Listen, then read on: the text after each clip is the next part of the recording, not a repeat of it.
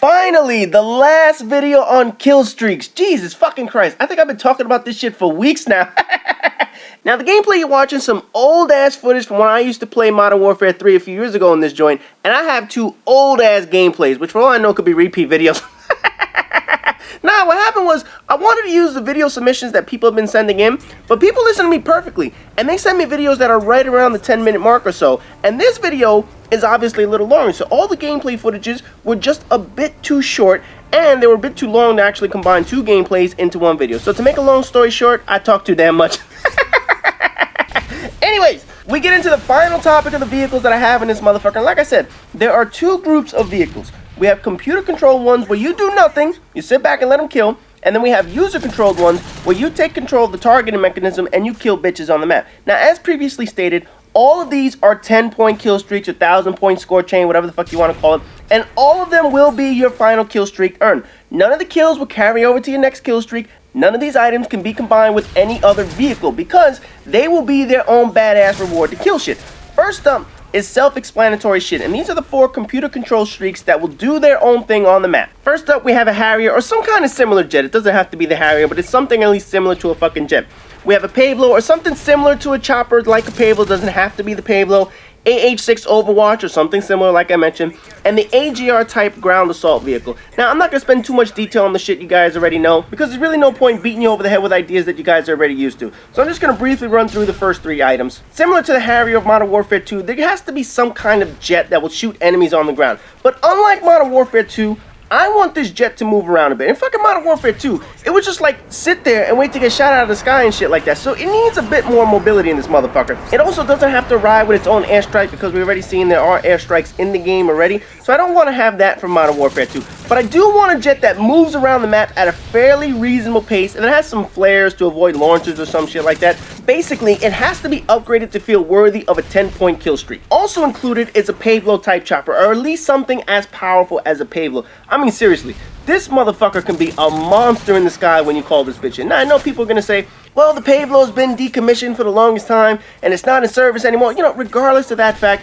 I said I would want something like a Pablo. It doesn't have to be the Pablo. I just want something that kicks as much ass as this motherfucker does. Next up is the AH-6 Overwatch, and that also turned out, okay, whatever the fuck you want to call it. Again, these aren't actual names you have to call these shits. It's just an idea. I want a chopper that will follow you and cover you where you go. You know, this was a cool addition to Modern Warfare 3 because it actually provided your vehicle with another objective, including points of attack. As long as you were moving around and heading towards enemies, this motherfucker did some work. And it did a pretty decent job protecting you when it was in the air. So this little combo of a vehicle and a kill streak was perfect for the running gunner who liked to move around the map and liked to be protected by some extra air support. The final computer-controlled item is the one people are going to argue with me about, and this is the AGR type ground assault vehicle. I know the initial reaction is going to be, why on earth is this not a user-controlled vehicle? And the reason is pretty simple. This item will follow you around similar to the AH-6, but only on the ground. And it's going to have some major differences and advances to the version we've seen in Modern Warfare 3 and Black Ops 2. First advantage to this joint is that it will not be affected by the limit of air support in the sky. Right now, the game caps the limit of vehicles you can have flying around, which is something I completely agree with. This will not be affected by that since it's on the ground. If you call in a Pablo, that means someone else can't call in their chopper gunner, but they can call this motherfucker in. Air support will not have effect on whether you can have this sucker on the ground. The only limitation is you obviously can't have 2 AGRs at the same time. That's the only limit I would put on this motherfucker. Plus, I would stock this bitch with some awesome fucking toys. First, being a minigun. Similar to the sentry gun we now have at the 5 kill streak mark. You guys know what I'm talking about. That will be its primary weapon. It's also going to have rockets to fire at enemies and a trophy system built in for protection against incoming equipment. Now, the sentry gun will also have a 360-degree target recognition. In other words, enemies can't just sneak up on this bitch and shoot it in the asshole, get some surprise butt sex on this motherfucker. If you roll up behind one of these, it's gonna detect you and it's gonna start shooting you. Also, for the purposes of speed, this is also gonna be a pretty fast motherfucker on the ground too. I want this to be able to keep up with the actual person that called it in. So if a person is running, this son of a bitch is going to be able to at least keep up with somebody who's running full speed. The final advantage this sucker will have on the ground is that unlike air support items, this will not require a UAV to recognize enemies. Being on the ground means better target recognition, so it will be able to identify the enemies without the need of a UAV. In other words, this sumbitch is powerful, but What are the drawbacks to this? Well, for starters, it actually has to find enemies on the map. You know, unlike a flying vehicle that has a bird's eye view of a larger portion of the map, this kick-ass tank can only shoot what it sees on the ground. If it's nowhere near an enemy, there's nothing to kill. Another drawback is the susceptibility to the owner dying and having to find them again. The AH-6 Overwatch, it flies overhead, so it can get across the map pretty quickly by basically going over all the buildings. If you die, your machine is going to try and find you afterwards. It can't go through buildings. It can't warp to find you. While it moves along the map trying to find you, it will continue to still recognize and kill enemies. But your buddy for protection is now nowhere near you, and its main objective is going to be to try to make its way back to you so that it can protect you. Basically, this is going to be the kick-ass tank that we've been missing from the series for years. Now, as previously stated, all the computer control streaks are part of the traditional system that includes the airstrikes and the surveillance group. Since all of these are 10-point kill streaks, you basically pick which one you want to be your final kill streak, whether you want the Harrier, the Pablo, the AH-6, or Johnny 5 Alive tank in this motherfucker. Basically, they will finish up your traditional system. And like I mentioned prior, they will only go after enemies if a UAV or some kind of advanced UAV is up and running, or if the enemy is shooting an unsilenced gun and becomes recognizable to the vehicle. If you do not have any kind of radar or surveillance up and running, the motherfucker isn't gonna do shit. With the exception of Johnny 5 Alive. That's the only one that will have an advantage without a UAV. The other three, the flying vehicles, are gonna require UAV to actually recognize enemies on the ground. Moving on, the fourth and final group has 4 items as well, and they will also be the 10-point kill streak, 1,000-point score chain, whatever the fuck you want to call these shits. And these are your user-controlled vehicles.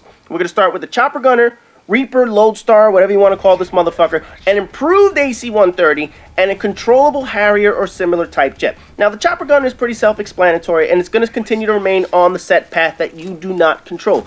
Basically, point, shoot, and fire this motherfucker. It's going to take the least amount of brain power of the 4 vehicles. The Reaper, Lodestar type weapon, whatever the fuck you want to call it, it will be back, and it's also going to receive a small upgrade. I would give this shit the option to take full control of a missiler similar to the Hellfire missile I mentioned in the airstrike video.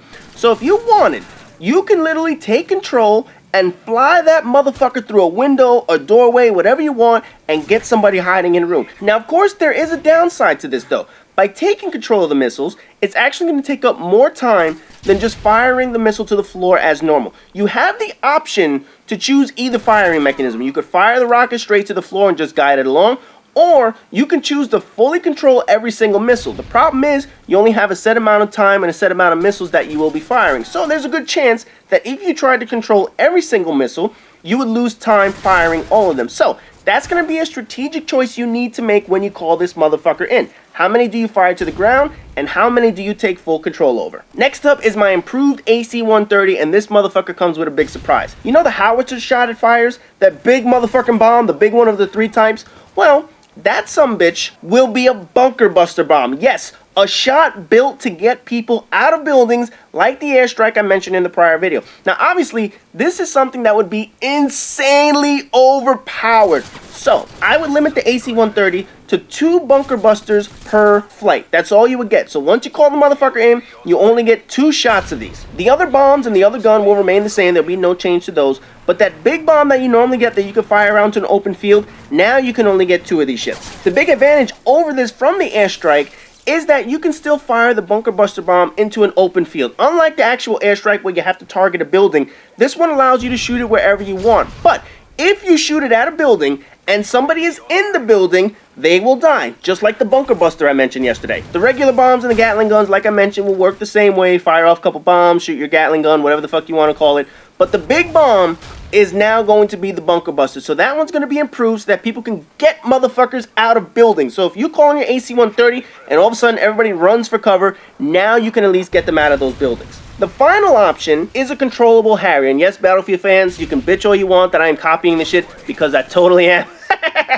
Although, in all fairness, Black Ops 1 had a controllable chopper that allowed you to move around and shit. So basically, I'm combining the ideas from Modern Warfare 2's Harrier and Black Ops 1's movable chopper and shit like that. This would work sort of in the same way, with you maneuvering the jet around the map as you please, shooting enemies as you want. Plus, you will have control over the flares to distract launchers that lock onto you. You can certainly attempt to avoid launchers by flying past them and whatnot, but you have full control over the flares as well as the weapons on board, whether it's missiles, a railgun, you name it. I would add some kind of big ass weapon up in this motherfucker. Now, as I previously stated, these 4 items are only located in the killer system. If you want these badass vehicles, you will have to select the killer system, which only allows you to take 1 vehicle. And as stated, there are some advantages and disadvantages, so you need to choose wisely. The user control vehicles will last longer than the computer control vehicles, giving them one huge advantage. As far as timing, let's just say as an example that the computer control vehicles are 45 seconds and the user controlled is the full minute. Whatever.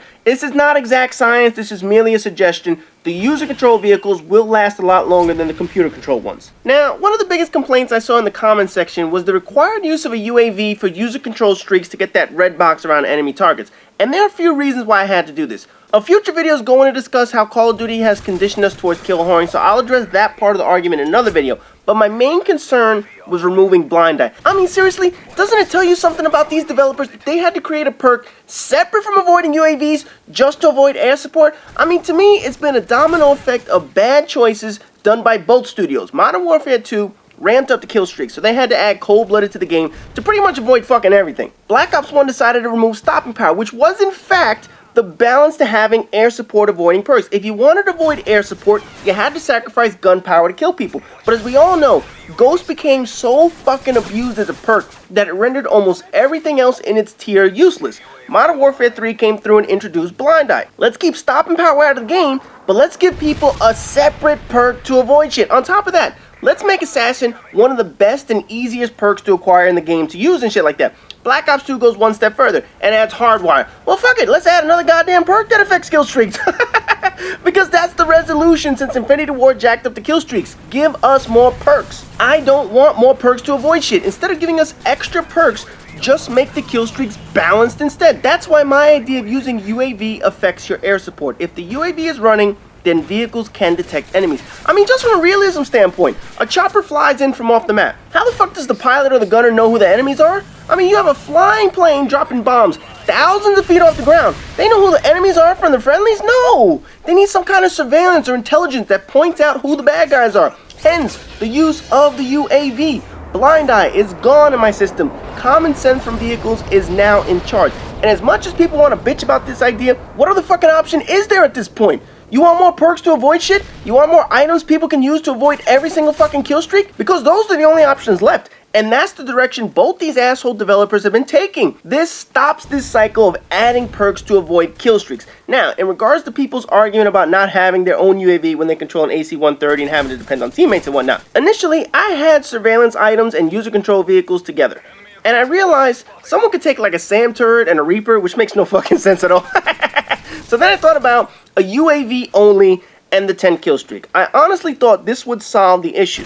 Then two problems came up. First, someone playing for kills only would always hold on to the UAV until they got their AC-130. And basically, they would just use it for selfish reasons. And second, why would anyone take the traditional system for what? One fucking fart bomb? That's the only benefit you would get out of the traditional system is an airstrike. So to balance out support, traditional, and killer, I had to figure out what would make people choose one over the other.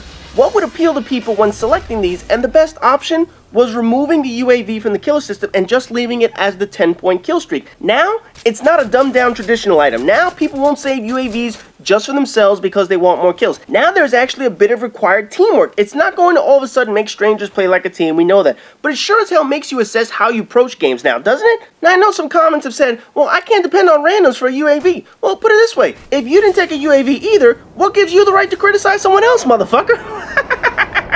If they took a Reaper and you took an AC-130, you gonna blame them for doing the same shit as you? I mean, do you really think 5 other players in the room are going to take the killer system and not one single person will take a traditional support item at all? I mean, come on, let's be real here. Rarely you will see 6 people take the exact same system. The bitching about this is probably so overblown because I've thought of advantages towards taking surveillance items in prior videos. Honestly, I blame the developers for this brainwashing. Here I am, introducing a concept of teamwork and balance, and the immediate reaction is, wait, I might not get that many kills? That's exactly what every fucking complaint sounds like when all you care about is your score and how randoms aren't helping you. When they have the same exact right to criticize you for doing the same shit. This is what the Call of Duty community has reduced itself to. How do these items give me more kills? That's the first thing that people think about. That mentality is what's killing the franchise year after year after year. But like I said, that's going to be a full topic for another video because I'm finished with kill streaks. This is it. Fuck it. I'm done. No more kill streaks. I do not want to talk about this shit again. So anyway, next video in the BluePrint series, we're moving on to something different because I'm tired of talking about this bullshit. So anyway, as always, rate, comment, subscribe, and all that good shit. And be sure to stay tuned for more videos which will not talk about kill streaks.